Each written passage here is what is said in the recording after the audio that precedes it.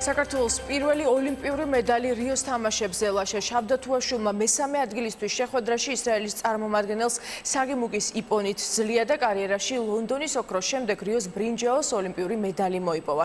შაბდათუაშვილის შეხვედრებს შორის განსაკუთრებით ემოციური რუს სპორტსმენ დენის იაცევთან ბრძოლა იყო, რომელსაც ქართულმა ძიუდოისტმა იპონით ძლია.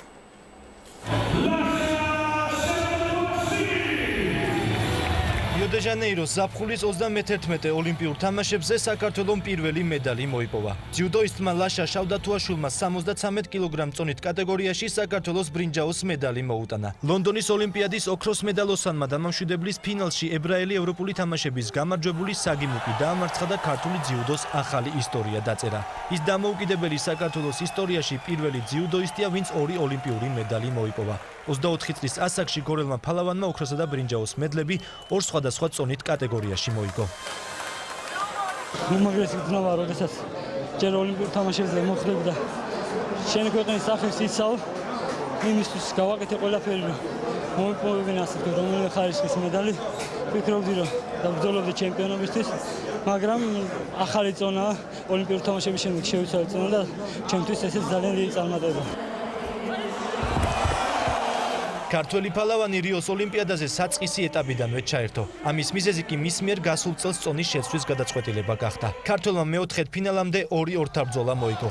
მეოთხედფინალში კი მსოფლიოს ორგზის და რეიტინგის ლიდერ იაპონელ შოჰეი ონოსთან იუკოთი დამარცხდა. რეპეშაჟში კი ქართველმა რუს დენის იარცევს იპონით მოუგო და რუსი სპორტსმენის დამარცხება 8 აგვისტოს ქართულმა ძიუდოისტმა საქართველოს დროშაზე გაკეთებული ჟესტიკულაციით აღნიშნა.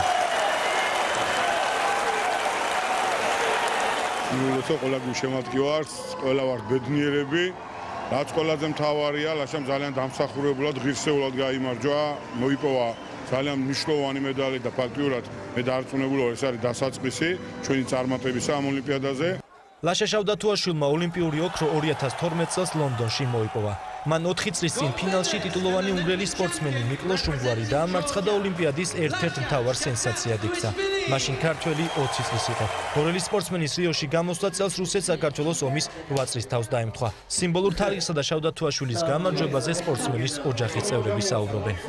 ეს ალბათ თავისებური სპორტსმენისთვისაც იგივე ბრძოლა იყო. უფალმა ინება ასე დამთხეული იყო და ასე ძვირფასად დაგვირგვინებული იყო და ალბათ ეგ გამოხატა ქართველი მებრძოლი, ქართველი მეომარი ბიჭების გვერდში თქომა. ის ჟესტი რაც გააკეთა, გამოხატა ის 8 აგვისტოს მან თავისი ქართველური ჟინი ამოიყარა. მესამე ადგილი ძალიან კარგია.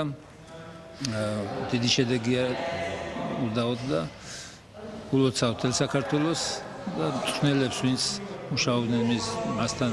ქართველი სპორტსმენები რიოს ოლიმპიადაზე გამოსვლას აგრძელებენ. დღეს ოლიმპიადაზე ქართული დელეგაციის ერთ-ერთი მთავარი იმედი. ძიუდოში მსოფლიოსა და ევროპის ჩემპიონი ავთანდილ ჭრიკიშვილი გამოვა. 91 კილოგრამ წონით კატეგორიაში მსოფლიო რეიტინგის ლიდერი ჭიდაობა საქართველოს დროით 18 საათზე დაიწყებს.